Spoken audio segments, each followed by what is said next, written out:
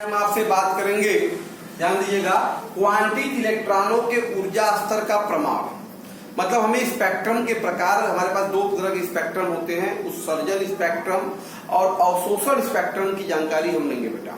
तो ध्यान दीजिएगा, जो विद्युत चुंबकीय स्पेक्ट्रम होता है उसमें विभिन्न प्रकार की आवृत्तियां और विभिन्न प्रकार के तरंगदैर्घ्य के स्पेक्ट्रम पाए जाते हैं बेटा। क्लियर है? जिनका विश्लेषण अगर हम स्पेक्ट्रोस्कोपी जो हमारा यंत्र होता है उसके द्वारा करते हैं तो उसके जो आलेख हमको प्राप्त होता है, जो रंग प्राप्त होते हैं, पट्टियां प्राप्त होती हैं, उसी को हम बेटा क्या करते हैं, स्पेक्ट्रम कहते हैं। ठीक है? ऊर्जा के आधार पर हमारे स्पेक्ट्रम दो प्रकार के होते हैं। एक बेटा होता है उत्सर्जन स्पेक्ट्रम होता है, एक अवशोषण स्पेक्ट्रम होता है। तो पहले समझते हैं कि उत्सर्जन स्पेक्ट्रम क्या है बेटा। देखिए, जब किसी गर्म वस्तु, मतलब सोर्स हमारा क्या होना चाहिए, गर्म, हायर एनर्जी लेवल पे होना चाहिए बेटा। तो जब किसी गर्म वस्तु से उत्सर्जित होने वाली विकिरण को, किसी भी गर्म वस्तु से उत्सर्जित होने वाले विकिरण को बेटा प्रिज्म से गुजारते हैं, तो उससे जो स्पेक्ट्रम हमको प्राप्त होता है, गर्म वस्तु से उत्सर्जित होने वाले विकिरण को जब प्रिज्म से गुजारते हैं के द्वारा प्राप्त स्पेक्ट्रम ही क्या कहलाता है, उत्सर्जन स्पेक्ट्रम कहलाता है। तो इसमें आपको ध्यान देना है कि उत्सर्जन स्पेक्ट्रम हमेशा हीटेड बॉडी के थ्रू ही क्रिएट होगा, हायर एनर्जी लेवल से ही क्रिएट होगा। तो उत्सर्जन स्पेक्ट्रम हमको तीन प्रकार के देखने को मिलते हैं उदाहरण में।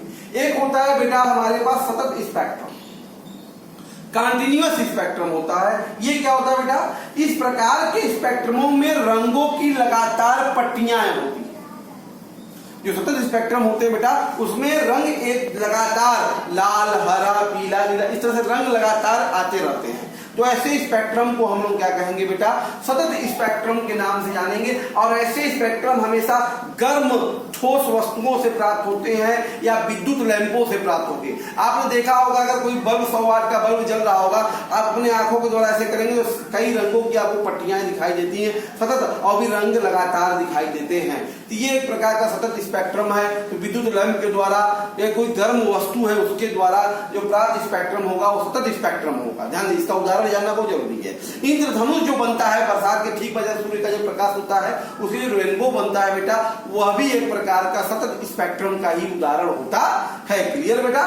इसके बाद आता है हमारा बैंड स्पेक्ट्रम। बैंड स्पेक्ट्रम में क्या होता है बेटा, इसमें अति व्याप्त एक रंग के ऊपर दूसरा रंग की पट्टियां पाई जाती हैं। तो रंग दूसरे से मिलते हुए क्या करते हैं, बैंडों की श्रेणी, एक श्रेणी लगी रहती है, जिसे हम लोग बैंड स्पेक्ट्रम कहते हैं। ये स्पेक्ट्रम अक्सर किससे बनते होते बेटा, अणुओं के द्वारा प्राप्त होते हैं। जो अणु होते हैं उनसे हमेशा क्या मिलते हैं, हमको बैंड स्पेक्ट्रम प्राप्त होता है।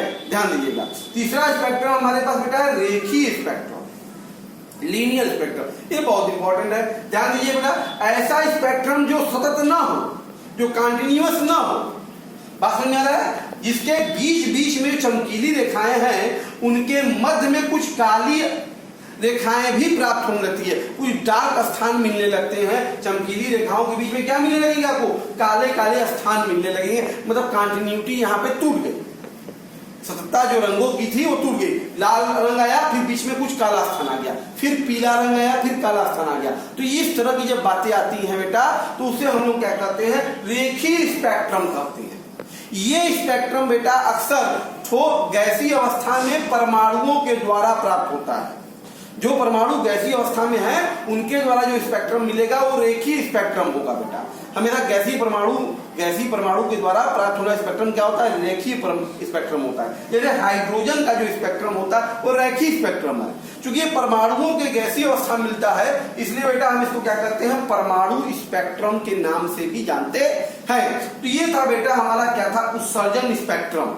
ये तीन तरह के आपने देखा, कौन सा स्पेक्ट्रम, बैंड स्पेक्ट्रम और बेटा रेखीय स्पेक्ट्रम। अब दूसरा जो हमारे पास स्पेक्ट्रम आता है बेटा वो अवशोषण स्पेक्ट्रम, एब्जॉर्प्शन स्पेक्ट्रम कहते हैं। ये क्या होता है बेटा, जब किसी श्वेत प्रकाश को, ध्यान दीजिएगा, जब व्हाइट लाइट जो होता है, श्वेत प्रकाश होता है, उसको किसी सैंपल से, किसी प्रतिदर्श से गुजारते हैं और उसके बाद उसका स्पेक्ट्रोस्कोपी के द्वारा उसके स्पेक्ट्रम का अध्ययन करते हैं, तो हम देखते हैं कि उसमें बहुत सारी कुछ काली काली रेखाएं मिलती हैं, ब्लैक लाइंस प्राप्त होती हैं, जो कि सतत स्पेक्ट्रम से ही प्राप्त होती हैं, उसी की तरह की होती हैं। इन काली रेखाओं के कारण इनको अवशोषण स्पेक्ट्रम कहते हैं।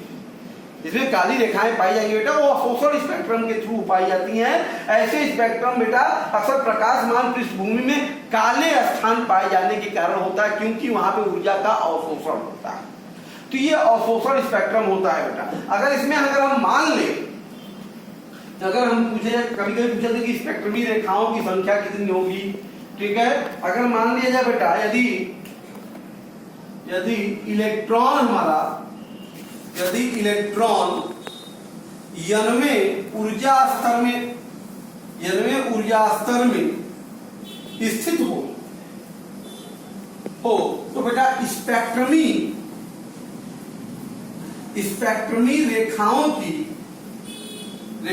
की जो कुल संख्या होगी बेटा, स्पेक्ट्रमी रेखाओं की जो कुल संख्या होती है वो n इंटू n माइनस 1/2 होती है। ये बहुत इंपॉर्टेंट है स्पेक्ट्रमी संख्या निकालने का। अगर इलेक्ट्रॉन हमारा 90 ऊर्जा स्तर में स्थित है बेटा, तो उसमें कुल कितनी स्पेक्ट्रमी रेखाएं प्राप्त होंगी, उसकी संख्या n इंटू n माइनस 2 होगी। जैसे अगर हम बात करें, एग्जाम्पल ले लें, अगर मान लिया जाए कि कोई इलेक्ट्रॉन है बेटा, वो तीसरे ऊर्जा स्तर में अगर है, स्थित है, ऊर्जा स्तर में स्थित है, तो स्पेक्ट्रमी रेखाओं की संख्या बेटा, स्पेक्ट्रमी रेखाओं की जो संख्या होगी क्या होगी बेटा, 3 गुणे 3 माइनस 1/2। मतलब बेटा 3 रेखाएं आपको मिलने वाली हैं भाई, 3 इंटू 2/2, 3 रेखाएं आपको कुल मिलेंगी। अगर जानना चाहें कि ये रेखाएं कैसी होंगी, तो बेटा देखो क्या क्या होगा, 3 से 2, बात समझ में आ रहा है, 3 से 2 आपको मिलेगा, और 3 से 1 मिलेगा, और 2 से 1 मिलेगा। देखिए ये इस तरह से इनका संक्रमण काल होगा। तो ये आप देख रहे हैं, एक रेखा ये, दूसरी रेखा ये, और तीसरी रेखा ये। इस तरह से इसमें ये 3 रेखाएं प्राप्त हो रही हैं, जो कि फार्मूले से भी हम लोग कैलकुलेट कर सकते हैं। क्लियर है बेटा? इस तरह से हम स्पेक्ट्रम के बारे में ज्ञात कर सकते हैं। ओके, तो बेटा अब हम देखते हैं, बहुत इंपॉर्टेंट है हमारा बोर मॉडल, बोर का परमाणु मॉडल। ध्यान दीजिएगा, डेनिश भौतिक वैज्ञानिक बेटा नील्स बोर ने जो रदरफोर्ड के द्वारा नाभिकीय मॉडल दिया गया था, उनके कमियों को प्लांक के सिद्धांत के आधार पर दूर करने का प्रयत्न किया, और उनके कमियों को दूर कर कर अपना एक मॉडल प्रस्तुत किया, जिसे हम बोर का परमाणु मॉडल कहते हैं, जिसकी परिकल्पनाएं निम्न है। सबसे पहली बात बोर ने क्या कहा बेटा, उन्होंने कहा कि परमाणु नाभिक के चारों तरफ बेटा जो इलेक्ट्रॉन होते हैं वो वृत्तीय कक्षाओं में चक्कर लगाते रहते हैं, घूमते रहते हैं। मतलब इलेक्ट्रॉन नाभिक के चारों तरफ क्या होगा, जो वृत्तीय कक्षा होगा उस वृत्तीय कक्षा में क्या करेगा, घूमेगा। दूसरी बात इन्होंने क्या कहा, चूंकि नाभिक के चारों तरफ बहुत सारी वृत्तीय कक्षाएं हैं, क्योंकि नाभिक के चारों तरफ बहुत सारी वृत्तीय कक्षाएं हैं, तो इलेक्ट्रॉन जरूरी नहीं है कि सभी वृत्तीय कक्षाओं में घूमे।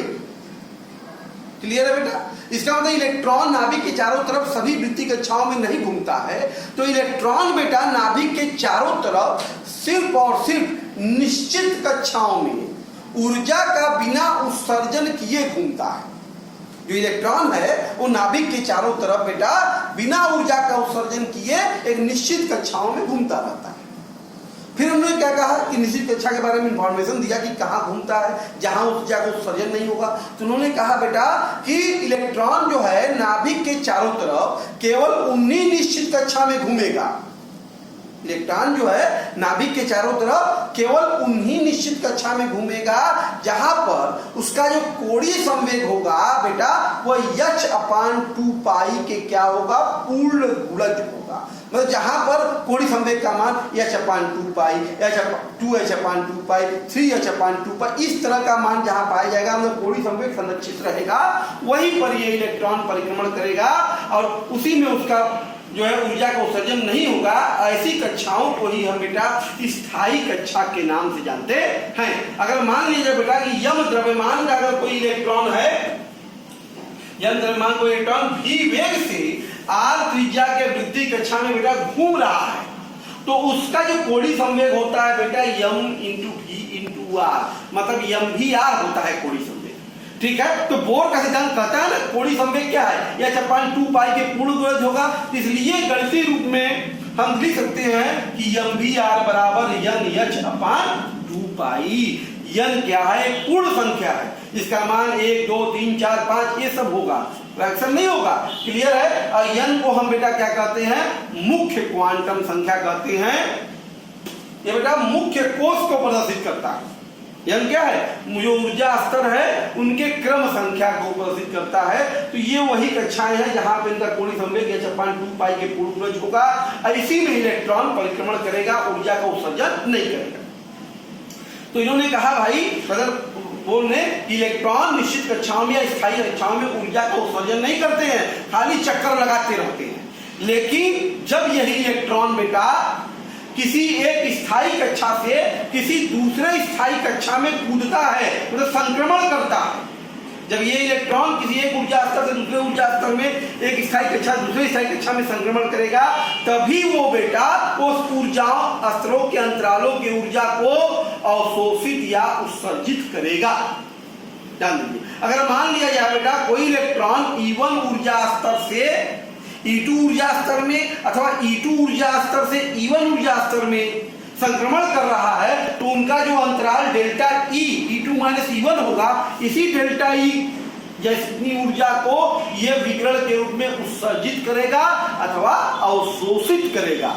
अगर मान लिया जाए उत्सर्जित या विकिरित अवशोषित या उत्सर्जित होने वाले विकिरण की आवृत्ति न्यू हो, तो डेल्टा ई का मान क्या होगा, प्लांक सिद्धांत से बेटा h न्यू होगा या hc अपान लैम्डा होगा। क्लियर है बेटा। तो अब हम अगर बात करें तो इसमें बात आएगी कब उत्सर्जन और कब अवशोषण करेगा। ध्यान दीजिए बेटा, जब इलेक्ट्रॉन बेटा उच्च ऊर्जा स्तर से, कहां से, उच्च ऊर्जा स्तर से निम्न ऊर्जा स्तर को संक्रमण होता है, संक्रमण करता है मतलब खुलता है, तो डेल्टा ई ऊर्जा को विकिरण के रूप में उत्सर्जित करेगा, तब जाकर उत्सर्जित करेगा। ध्यान दीजिएगा, जब वो उच्च ऊर्जा स्तर से निम्न ऊर्जा, मतलब उच्च ऊर्जा मतलब गर्म वस्तु, तो इसका मतलब यह हो गया से तथा इससे जो प्राप्त स्पेक्ट्रम होगा, इससे प्राप्त जो स्पेक्ट्रम होगा बेटा, तब उच्च ऊर्जा स्तर से जब निम्न ऊर्जा स्तर में आ रहा है, तो स्पेक्ट्रम क्या कहलाएगा, उत्सर्जन स्पेक्ट्रम कहलाएगा। क्या कहलाएगा बेटा, उत्सर्जन स्पेक्ट्रम कहलाए। अभी हमने बताया अभी कि उत्सर्जन स्पेक्ट्रम गर्म वस्तु या तप वस्तु से प्राप्त होते हैं। क्लियर है बेटा। उसके बाद बात करते हैं यही कि जब अब उत्सर्जन हो गया तो अवशोषण कब होगा बेटा, इसका विपरीत, कि जब इलेक्ट्रॉन निम्न ऊर्जा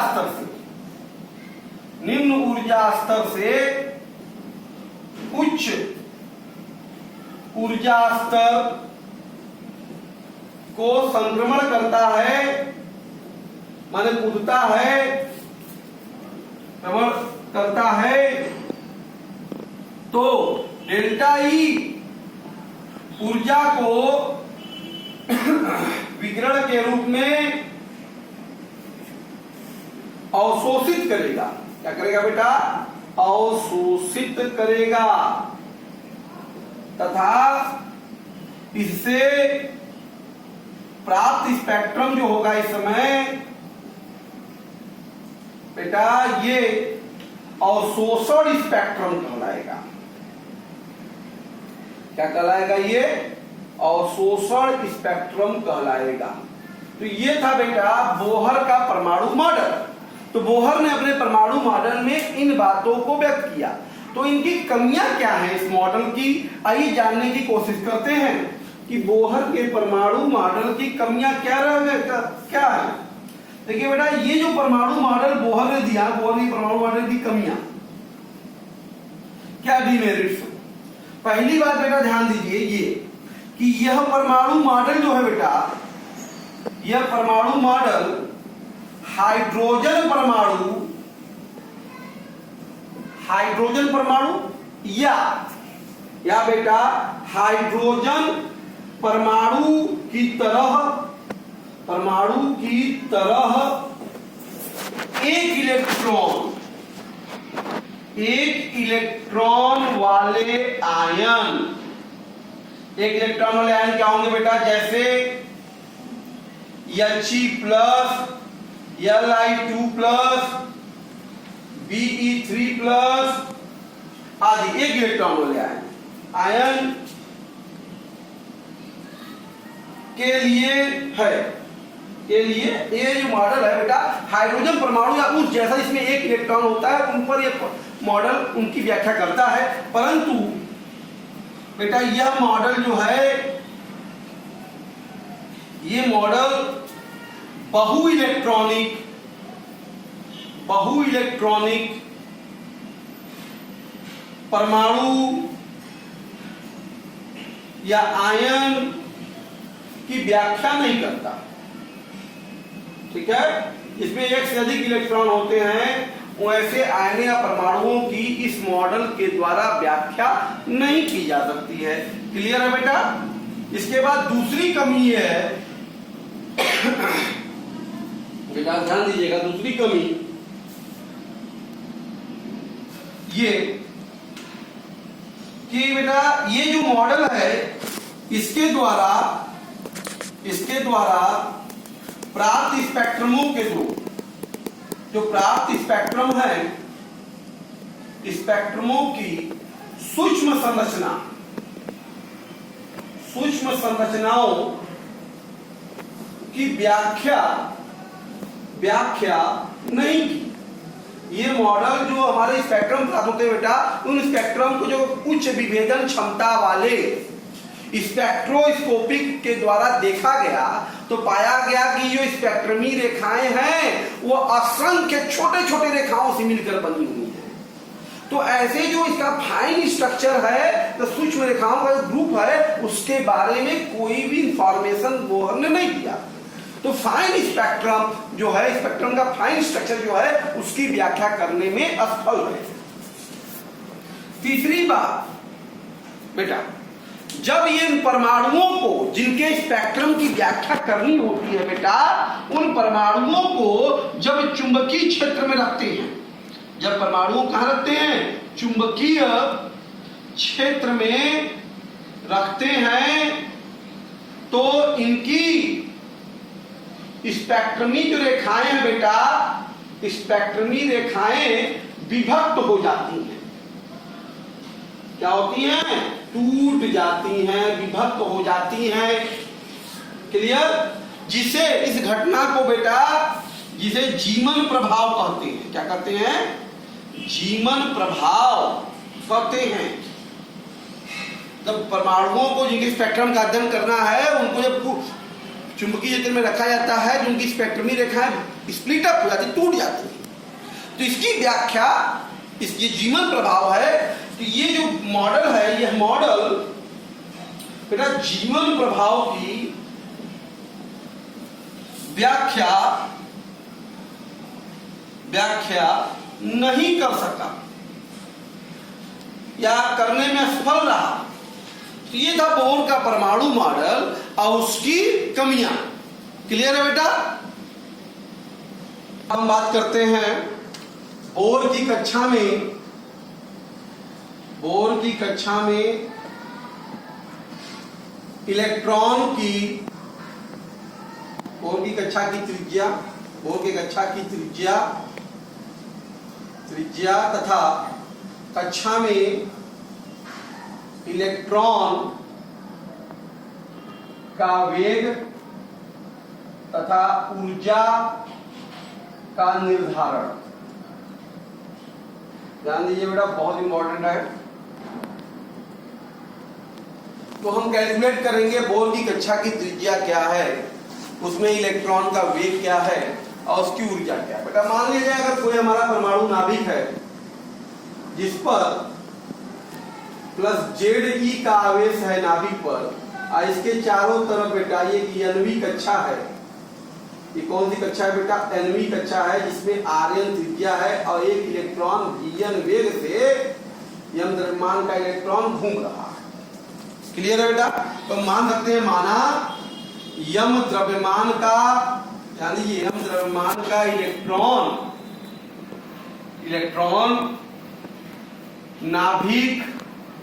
नाभिक जिस पर प्लस Ze आवेश स्थित है के बेटा के आर्यनवी त्रिज्या के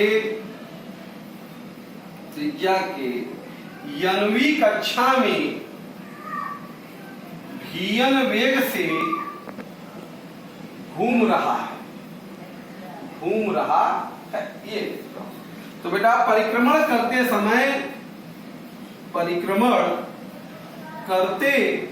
समय इलेक्ट्रॉन का अभिकेंद्र बल जो है बेटा, बल नाभिक तथा इलेक्ट्रॉन के मध्य कार्यरत विद्युत आकर्षण बल द्वारा संतुलित होता है। ये संतुलित करता है। तो बेटा इसका मतलब जो घूम रहा है, तो अभिकेंद्र बल जो है का संतुलित होगा। इसका मतलब यह हुआ कि अभिकेंद्र बल क्या होगा बेटा इलेक्ट्रॉन का, बताइए? M v square by r होता है ना, तो m v n square by r n हो जाएगा बेटा। ये संतुलित हो रहा है विद्युत बल के द्वारा। विद्युत बल क्या होता है बेटा? 1/4 pi epsilon not Q1 Q2 मतलब Ze स्क्वायर बेटा बटे Rn स्क्वायर बटे क्या देगा? Rn square. ये इसे संतुलित हो गया। तो यहां से अगर हम देखें तो यहां से बेटा हमारे पास ये यम भी एन स्क्वायर बराबर आ गया बेटा 1/4 pi epsilon not Ze square बटा Rn, समीकरण नंबर 1। ये हो जाएगा कारण से कारण कट गया। ठीक है। अच्छा, जहां बेटा आपको दिख रहा है एप्सिलॉन नॉट जो है ये विद्युतशीलता है निर्वात की। एप्सिलॉन नॉट क्या होता है? विद्युतशीलता होती है। आप लिख लीजिए एप्सिलॉन नॉट क्या है? निर्वात की विद्युतशीलता है बेटा। इसका मान 8.86 10⁻⁻12 बेटा कूलाम स्क्वायर पर न्यूटन मीटर स्क्वायर होता है।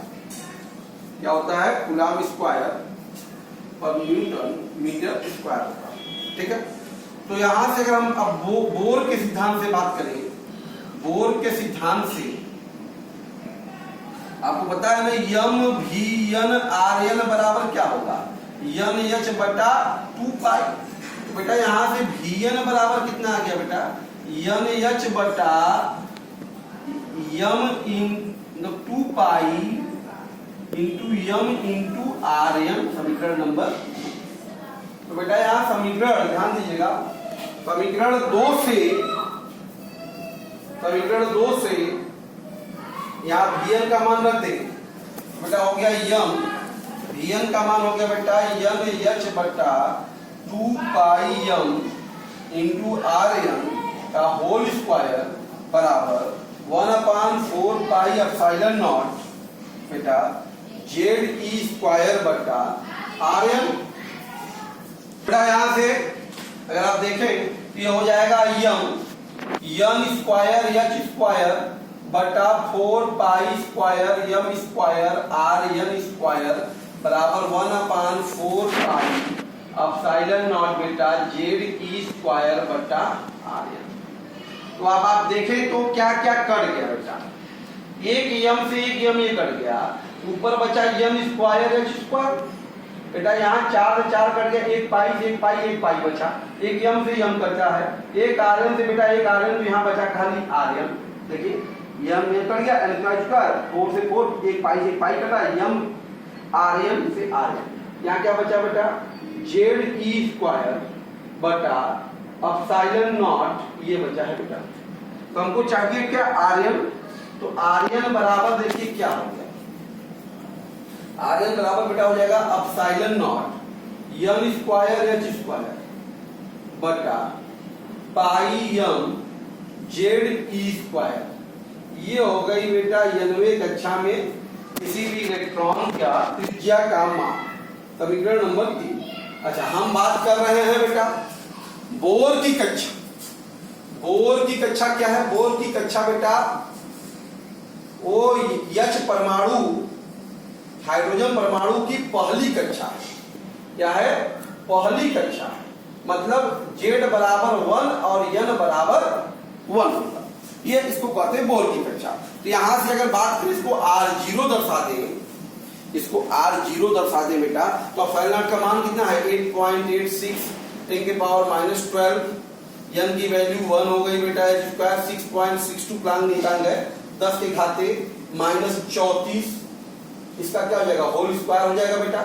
और बटे में ध्यान दीजिए पाई की वैल्यू 3.14 और m की वैल्यू न्यूटन द्रव्यमान 3.1 10 के घाते -31, z की वैल्यू 1 हो गई बेटा, 1.3 का मान 6 10 के घाते -19 का बेटा क्या हो गया? Whole square.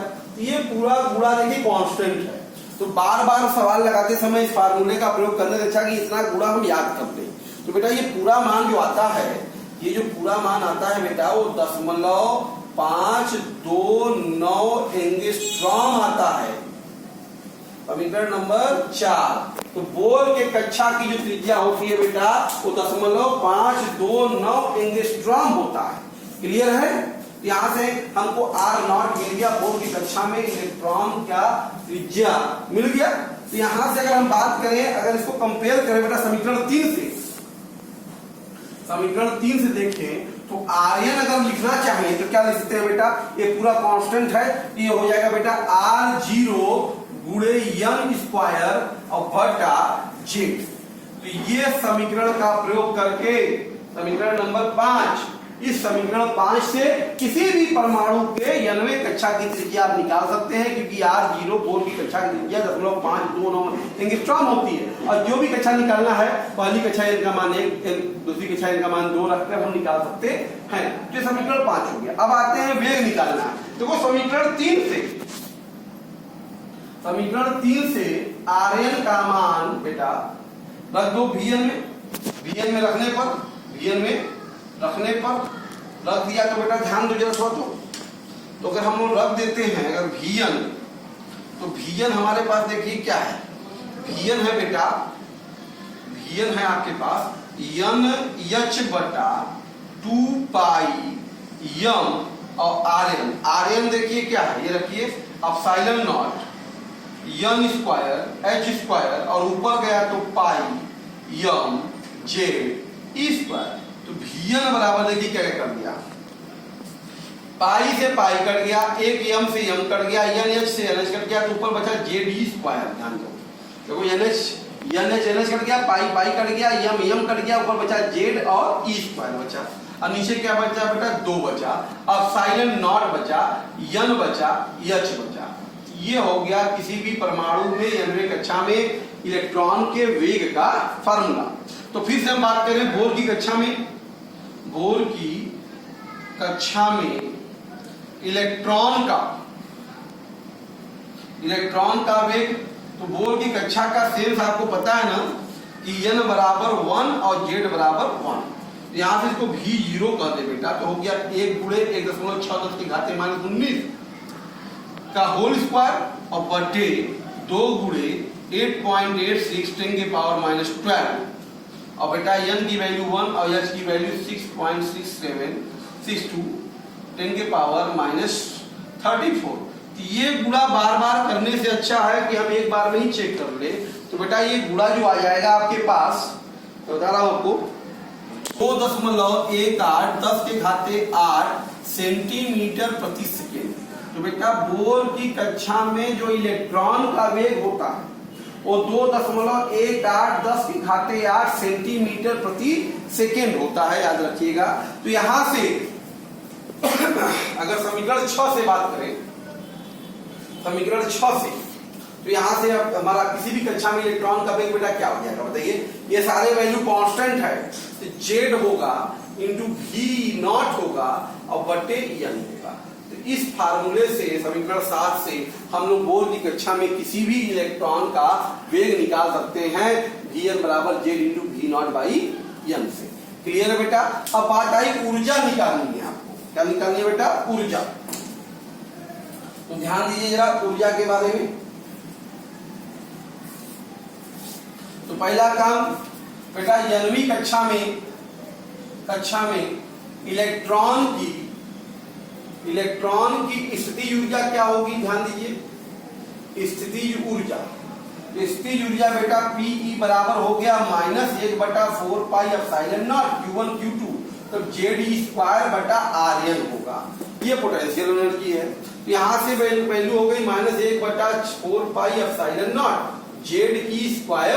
Rn का मान बेटा रख दो, यहाँ पे है ना, ये हो गया एप्सिलॉन नॉट n² h² और ऊपर गया बेटा पाई हो गया, m हो गया, z हो गया, e² हो गया। तो पोटेंशियल एनर्जी ध्यान दीजिए हमारे पास आ गई कितनी, माइनस, तो पाई से पाई कट गया, पाई से यहां देखिए पाई कट गया, ऊपर बचा क्या बेटा m z² e के पावर 4, देखो m बचा और z² हो गया, e² e के पावर 4 हो गया। क्लियर है। और नीचे बेटा क्या बचा, 4 बचा, epsilon nought square n² h²। तो ये पोटेंशियल एनर्जी आ गई। गति ऊर्जा निकालिए। तो इलेक्ट्रॉन की गति ऊर्जा क्या होगी, इलेक्ट्रॉन की गति ऊर्जा, तो गति ऊर्जा अगर देखा जाए ke बेटा होगा हाफ ऑफ m Vn², मतलब 1/2 m और Vn का मान रख दो, कितना है बेटा Ze² बटा 2 एप्सिलॉन नॉट n h का होल स्क्वायर। यहाँ से काइनेटिक एनर्जी अब आपके सामने आ गई बेटा m Z² e के पावर 4 और बटा 2 4 गुना के 8। क्लियर है, 8 हो गया और epsilon nought square n² h²। ये हो गया गति ऊर्जा। यहाँ से कुल ऊर्जा अगर निकाली जाए इलेक्ट्रॉन की 9वीं कक्षा में इलेक्ट्रॉन की ऊर्जा, तो बेटा हमारे पास En बराबर क्या हो जाएगा, गति स्थिति ऊर्जा प्लस गति ऊर्जा, जोड़ दो दोनों को, अगर दोनों को जोड़ दिया जाए तो -m Z² e के पावर 4 अपान बेटा 4 epsilon nought square h² into n² plus m Z² e के पावर 4 बटा 8 epsilon nought square h² into n²। ध्यान दीजिए। अब इसको अगर घटा दिया जाए, अगर यहां से बेटा इसको घटा दिया जाए अगर, तो En बराबर हमारे पास जो ऊर्जा आ गई, ध्यान दो, 1/4 में Z² e के पावर 4 अपान 8 epsilon nought square h² n²। ये है समीकरण नंबर 10। यही है किसी भी 9वीं कक्षा में किसी परमाणु की ऊर्जा होती है। अच्छा, यहां से हम बोर की कक्षा में बात करते हैं। बोर की कक्षा में इलेक्ट्रॉन की ऊर्जा, तो बेटा बोर की कक्षा का अभिप्राय हो गया आपका n बराबर 1 और z बराबर 1, इसको E0 कहते हैं अगर, तो बेटा ये हो जाएगा माइनस m का मान 9.1 10 के घाते -31, z का मान 1 हो गया, e का मान बेटा 1.6 10 के घाते -19 का पावर 4 अपॉन बेटा ये हो गया 8 इंटू 8.86 10 के पावर -12 का होल स्क्वायर, h की वैल्यू 6.62 10 के पावर -34 का होल स्क्वायर इंटू ये आ गया जूल। ये क्या है, जूल। तो अगर हम लोग इसी को 1.6 से भाग देते तो इलेक्ट्रॉन वोल्ट हो जाएगा। तो -9.1 10 के घाते -31 1.6 10 के घाते -19 का घाते 3 और बटा 8 गुणे 8.86 10 के घाते -12 का होल स्क्वायर और 6.62 10 के घाते -34 का होल स्क्वायर। ये हो गया इलेक्ट्रॉन वोल्ट। तो आपको पता होना चाहिए पूरा गुणा बेटा -13.6 इलेक्ट्रॉन वोल्ट होता है। तो बोर की कक्षा में बेटा इलेक्ट्रॉन का जो ऊर्जा होता है -13.6 इलेक्ट्रॉन वोल्ट होता है बेटा। क्लियर है? या अगर बात करें हम लोग तो -2.18 10 के घाते 18 जूल भी होता है। अगर ई से गुणा करते तो जूल में बदल जाएगा। तो यहां से अगर हम देख रहे हैं तो यहां से अगर हम किसी परमाणु के लिए ऊर्जा निकालने की बात करें, तो En बराबर देखिए क्या हो जाएगा आपके पास बेटा, Z² इंटू E0/N²। ये फार्मूला है। यहां से हम लोग किसी भी परमाणु के 9वीं कक्षा में इलेक्ट्रॉन का ऊर्जा कैलकुलेट कर सकते हैं। क्लियर है बेटा? तो इस तरह से हम लोगों ने आपको बोहर मॉडल में इलेक्ट्रॉन की त्रिज्या बेटा, उसकी वेग और ऊर्जा का आकलन किया। एक बार थोड़ा सा और देखना फार्मूला के रूप में। बोहर कक्षा में 9वीं की जो त्रिज्या होती है, जैसे मैंने आपको बताया, याद रखने का तरीका R0 तो रहेगा ही बेटा। ये क्या होता है आपका N²/Z होता है। Rn में N²/Z लिखते हैं। उसी प्रकार से बेटा Vn में जो होगा V0 बेटा, ये क्या होता है, ये Z/N लिखते हैं। Vn में बेटा हमें Vn में V0 इंटू Z/N और En में बेटा E0 गुणे Z²/N²। ये ध्यान देना है आपको कि Rn में निकालते समय बेटा क्या करेंगे, N²/Z का गुणा करेंगे और Vn में Z/N का और En में Z²/N²।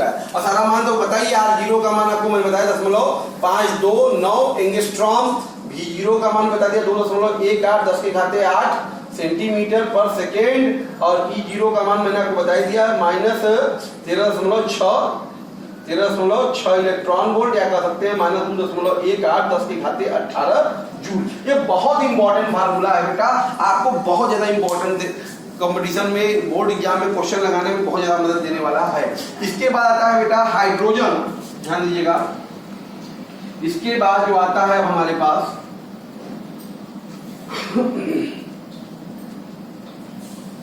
हाइड्रोजन परमाणु के स्पेक्ट्रम का रेखीय स्पेक्ट्रम का अध्ययन करेंगे। ध्यान दीजिए। तो बेटा हाइड्रोजन परमाणु में परमाणु के 9वीं कक्षा में बेटा इलेक्ट्रॉन की जो ऊर्जा होती है, आपको बताया मैंने अभी जस्ट, EN बराबर कितना था बेटा, जो इलेक्ट्रॉन की ऊर्जा होती है क्या होती है, Z²⁴m/8 N²। तो अगर हम मान लेते हैं बेटा N1 कक्षा में इलेक्ट्रॉन की ऊर्जा क्या होगी बेटा, ऊर्जा हो जाएगी EN1 बराबर कितना होगा बेटा, -Z²e⁴m/8ε0² H² होगा।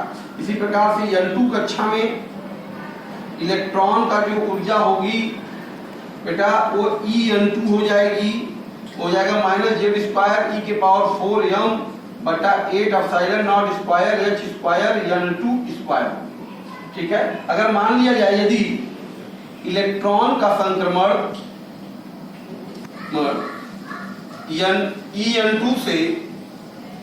EN2 से EN1 में हो रहा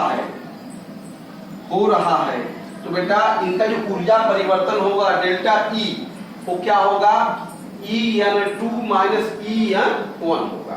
तो बेटा डेल्टा E बराबर कितना आ जाएगा, ध्यान दीजिएगा, -Z²e⁴m/8ε0² into N2² minus Z plus हो जाएगा Z²e⁴m/8ε0² यहाँ से डेल्टा E बराबर कॉमन ले लिया जाए तो माइनस कॉमन ले लिया Z²e⁴m/8ε0² तो यहाँ क्या बचा बेटा 1/N1² माइनस 1/N2² बच गया। अच्छा, ये इसकी ऊर्जा हो गई बेटा। ये ट्रांजिशन करने में इतनी जो ऊर्जा का संचरण ये शोषित करेगा या उत्सर्जित करेगा। डेल्टा E बराबर आपको पता है नहीं, hc/λ होता है। तो Z²e⁴m/8ε0² H² 1/N1² minus 1/N2²।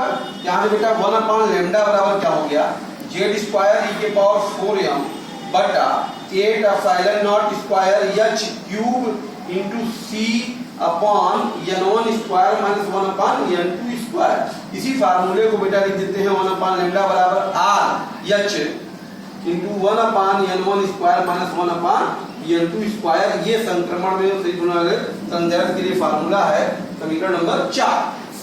तो यहां हम देख रहे हैं जो बेटा ध्यान दीजिएगा, अगर हम बात करें तो ये RH जो है हमारा बेटा ये जेड स्क्वायर ई के पावर 4m बटा 8 epsilon nought square h cube into c होता है। क्लियर है बेटा। और कुछ स्थानों पे बेटा यही वैल्यू अगर लिखी रहती है जेड स्क्वायर ई के पावर 4m बटा 2 पाई एच क्यूब इंटू सी लिखी रहती है। ये कांस्टेंट है, फुल्ली कांस्टेंट, क्योंकि बेटा 8 एप्सिलॉन नॉट स्क्वायर की वैल्यू आपकी जो होगी 2 पाई स्क्वायर होगी, पाई स्क्वायर आती है यहाँ। सॉरी, ये जेड हमारा हाइड्रोजन परमाणु की बात हो रही है, तो जेड तो रहेगा नहीं यहाँ पे क्योंकि ये 1 हो जाएगा। ध्यान दीजिए हमने जेड की वैल्यू तो 1 रहेगी। क्लियर है, क्योंकि हाइड्रोजन के लिए है जेड स्क्वायर 1। तो यहाँ से आरएच जो हो जाएगा बेटा, ये आरएच जो होता है ई के power 4m 8 epsilon not H cube, या यही मान जो होता है 2 पाई स्क्वायर ई के पावर 4m बटा एच क्यूब इंटू सी होता है। क्लियर है। ये पूरा का पूरा देखिए कांस्टेंट है, सारा मान अगर इसकी को हम लोग बेटा कहते हैं रीडबर्ग नियतांक कहते हैं। क्या कहते हैं इसको? रीडबर्ग नियतांक। और बेटा इसकी वैल्यू जो होती है 1.09 इंटू 10 के पावर 7 प्रति मीटर होता है। 1.09 10 के घाते 7 प्रति मीटर होता है। ये रीडबर्ग कांस्टेंट है, जिससे ये हम निकाल सकते हैं, या तरंग संख्या निकालना चाहे बेटा तो न्यू बार बराबर हो जाएगा हमारे पास RH 1 upon n1 square minus 1 upon n2 square. समीकरण नंबर 5। अच्छा ध्यान दीजिएगा, जब इन हाइड्रोजन परमाणु से, ये फार्मूला तो हमने देख लिया, इन हाइड्रोजन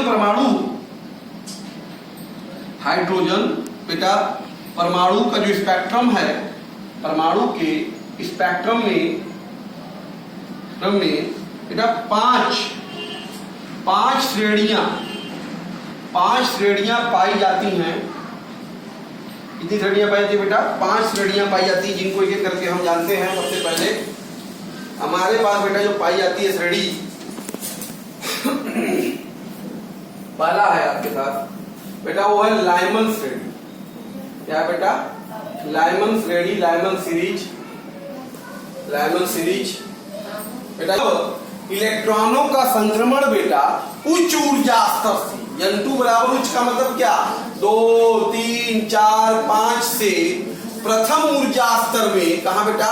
n1 बराबर 1 प्रथम ऊर्जा स्तर में होता है। जब उच्च ऊर्जा स्तर से प्रथम ऊर्जा स्तर में होता है, से प्राप्त श्रेणी जो होगी बेटा लाइमन श्रेणी होगी। तो इसके लिए जो फार्मूला बन के आएगा बेटा 1 अपॉन लैम्डा बराबर r 1 अपॉन 1 का square minus 1 upon n square. ठीक है, जहां n की वैल्यू आपकी क्या होगी? 2, 3, 4 ये सब होगा। अब बेटा ये लाइमन श्रेणी जो होता है बेटा वो पराबैंगनी क्षेत्र में पाया जाता है। कहां पाया जाता है? पराबैंगनी क्षेत्र में पाया जाता है। ये पहली श्रेणी हमारी लाइमन है। ठीक है, दूसरी श्रेणी जो है बेटा होती है वो बामर श्रेणी होती है। क्या होती है? बामर श्रेणी, बामर सीरीज। ये बेटा क्या है? देखो, जब इलेक्ट्रॉन का जो संक्रमण है वो उच्च ऊर्जा स्तर से 3, 4, 5 इस तरह से कहां होता है? दूसरे ऊर्जा स्तर में होता है। कहां होता है बेटा? दूसरे हायर से दूसरे ऊर्जा स्तर में अगर संक्रमण हो रहा है तो जो श्रेणी मिलेगी उसे क्या कहेंगे? हम लोग बामर श्रेणी कहेंगे। इसके लिए जो फार्मूला 1 अपॉन लैम्डा बनेगा तो बेटा क्या बनेगा? r 1 अपॉन 2 का square minus 1 upon n square. और जहां n जो होगा 3, 4, 5 सब कुछ होगा। समझ में आ रहा बेटा?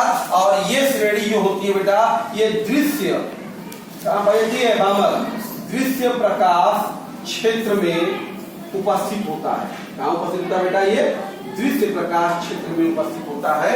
इसी प्रकार से बेटा ध्यान दीजिएगा, तीसरी श्रेणी, इसी प्रकार से बेटा तीसरी श्रेणी जो हमारी है पाश्चन श्रेणी है बेटा, पाश्चन सीरीज। ये क्या है बेटा? जब इलेक्ट्रॉन का संक्रमण हायर एनर्जी लेवल से, मतलब बेटा 4, 5, 6 इस सबसे कहा तीसरे ऊर्जा स्तर में बेटा, कहा तीसरे ऊर्जा स्तर में होता है तो से प्राप्त श्रेणियां हमारी पाश्चन श्रेणी कहलाती है। इनके लिए जो फार्मूला बनता है बेटा क्या हो जाएगा, R 1/3 का स्क्वायर माइनस 1/n स्क्वायर, जहां n बराबर क्या होगा 4, 5, 6। और ये बेटा कहाँ पाया जाता है, वो ये बेटा निकट औरत क्षेत्र में पाया जाता है। कहाँ पाया जाता है, ये निकट औरत क्षेत्र में उपस्थित होता है ये श्रेणी, ठीक है ना। चौथा बेटा हमारे पास है ब्रैकेट सीरीज है। क्या है बेटा, वो ब्रैकेट श्रेणी। ये क्या है बेटा, जानिए जब ऊर्जा का संक्रमण जो इलेक्ट्रॉनों का बेटा हायर एनर्जी लेवल से 5, 6, 7 आर्डर से बेटा कहाँ होगा, चौथे में, इसमें चौथे ऊर्जा स्तर में संक्रमण होता है तो जो श्रेणियां प्राप्त होंगी उसे ब्रैकेट श्रेणी कहेंगे। इनके लिए जो फार्मूला बन के आएगा आपके पास वो होगा 1/4 का स्क्वायर माइनस 1/n स्क्वायर। तो n बराबर क्या होगा 5, 6, 7 ये सब होगा बेटा। ये बेटा कहाँ पाया जाता है, ये औरत क्षेत्र में उपस्थित होता है। कहाँ होता है, औरत क्षेत्र में उपस्थित होता है। क्लियर है बेटा। तो यहाँ जो पांचवा हमारे पास है बेटा वो है फूंड श्रेणी। क्या है बेटा, वो फूंड श्रेणी। फूंड श्रेणी क्या है बेटा, जब संक्रमण आपका कहाँ होगा, 5वें ऊर्जा स्तर में होगा। हायर से कहाँ होगा बेटा, 5वें में। मतलब इसके लिए फार्मूला जो बनेगा बेटा वो R 1/5 का स्क्वायर माइनस 1/n स्क्वायर, यहाँ n बराबर 6, 7 सब कुछ होगा। ये है फूंड श्रेणी कंडीशन। ये बेटा कहाँ पाया जाता है, सुदूर बेटा, सुदूर औरत क्षेत्र में, औरत क्षेत्र में उपस्थित है। तो इस तरह से हमने देखा कि बेटा हाइड्रोजन परमाणु के स्पेक्ट्रम में कितनी श्रेणियां पाई जाती है रेखाओं की, 5 श्रेणियां, लायमन, बामर, पाश्चन, ब्रैकेट एंड फूंड। इनका जरा निरूपण देखते हैं बेटा। ओके ओके, तो बेटा यहाँ पे देखिए इस तरह से हम सीरीज को देख सकते हैं। इसे मान लिया जाए पहला ऊर्जा स्तर है, ये दूसरा है, ये तीसरा है, ये चौथा, ये पांचवा बेटा, ये छठवां, ये 7वां और ऐसे ही बहुत सारे ऊर्जा स्तर हैं। ये हमारे एनर्जी लेवल है, पहला, दूसरा, तीसरा, चौथा, पांचवा, छठवां, 7वां और ऐसे अनंत हो गया। ठीक है, ये उनकी ऊर्जा स्तर आप निकाल सकते हैं -13.6 इलेक्ट्रॉन वोल्ट। ये -13.6/4 होगा बेटा इलेक्ट्रॉन वोल्ट। ये -13.6/9 होगा इलेक्ट्रॉन वोल्ट। बेटा कैलकुलेट कर लीजिएगा, -13.6/16 इलेक्ट्रॉन वोल्ट होगा, -13.6/25 इलेक्ट्रॉन वोल्ट होगा, -13.6/36 इलेक्ट्रॉन वोल्ट होगा और -13.6/49 इलेक्ट्रॉन वोल्ट होगा। ये सब ऊर्जा स्तर की ऊर्जाएं हैं इलेक्ट्रॉन वोल्ट में। ठीक है, जब बेटा ये संक्रमण देखिए, जब हायर लेवल से ये जो ट्रांजिशन आप करा रहे हैं फर्स्ट लेवल में, देखिए सभी हायर लेवल से ट्रांजिशन जो हो रहा है किस लेवल में हो रहा है बेटा, फर्स्ट लेवल में हो रहा है। फर्स्ट लेवल में सारे ट्रांजिशन हम करा रहे हैं, इस तरह से जंपिंग करा रहे हैं। तो यहाँ पे जो सीरीज आपको दिख रही है यही सीरीज बेटा हमारी क्या है, लायमन श्रेणी है। ठीक है, अगर यही संक्रमण बेटा आप कहाँ कराते हैं, दूसरे स्तर में करा रहे हैं, देखिए सेकेंड में करा रहे हैं, ये सेकेंड लेवल में आप ये संक्रमण करा रहे हैं इलेक्ट्रॉनों का। तो यहाँ पे जो श्रेणियां प्राप्त होती हैं यही बेटा आपकी क्या है, बामर श्रेणी प्राप्त हो रही है। अगर यही आप संक्रमण कहाँ करा रहे हैं बेटा, थर्ड में करा रहे हैं, इसमें करा रहे हैं बेटा थर्ड लेवल में आप संक्रमण इस तरह से पारी, ये थर्ड लेवल में आप ये संक्रमण इस तरह से करा रहे हैं ट्रांजिशन। यहाँ संक्रमण कराने में जो ये श्रेणियां आपको मिल रही है ये बेटा आपकी पाश्चन है। क्या है, ये पाश्चन श्रेणी है। और चौथे में संक्रमण अगर आप करा दें इस तरह से, ये चौथे में संक्रमण आप करा रहे हैं, ये जो श्रेणियां मिल रही हैं बेटा ये क्या होंगी, ब्रैकेट श्रेणी होगी। और अंत में अगर हमारा ट्रांजिशन अगर 5वें में हायर एनर्जी लेवल से 5वें में हो रहा है, ये जो श्रेणियां हमको मिल रही है वो बेटा क्या है, पूर्ण श्रेणी है। तो इस तरह से हमने देखा ये हाइड्रोजन परमाणु के स्पेक्ट्रम में इस तरह की श्रेणियां हमको प्राप्त होती हैं। ये बताया मैंने आपको बेटा कहाँ पाई जाती है, पराबैंगनी में पाई जाती है क्षेत्र में। ठीक है, ये बेटा कहाँ पाई जाती है, दृश्य प्रकाश क्षेत्र में पाई जाती है बेटा। ये कहाँ पाई जाती है, निकट और रक्त में पाई जाती है बेटा। ये कहाँ पाई जाती है, और रक्त क्षेत्र में पाई जाती है, इंफ्रारेड में। ठीक है, और ये बेटा सुदूर और रक्त में पाई जाती है। तो इस तरह से हम आज आपसे हाइड्रोजन पर स्पेक्ट्रमों के प्रकार के बारे में आज हमने आपसे अवशोषण और उत्सर्जन स्पेक्ट्रम की जानकारी लिया। बोहर के परमाणु मॉडल क्या है, उनकी क्या परिकल्पनाएं हैं, उनके परमाणु मॉडल की क्या कमियां हैं बेटा, इसकी आपसे चर्चाएं की। इसके बाद हाइड्रोजन परमाणु में जो इनके स्पेक्ट्रम है, उनके स्पेक्ट्रम के लिए हम लोगों ने क्या क्या श्रेणियां हैं, उन सभी श्रेणियों का भी अध्ययन किया। साथ साथ बोर की कक्षा में इलेक्ट्रॉन के वेग और ऊर्जा का निर्धारण किया। ये बहुत इंपॉर्टेंट है फार्मूले के रूप में इसका। तो इस तरह से बेटा ये सभी श्रेणी बहुत इंपॉर्टेंट है।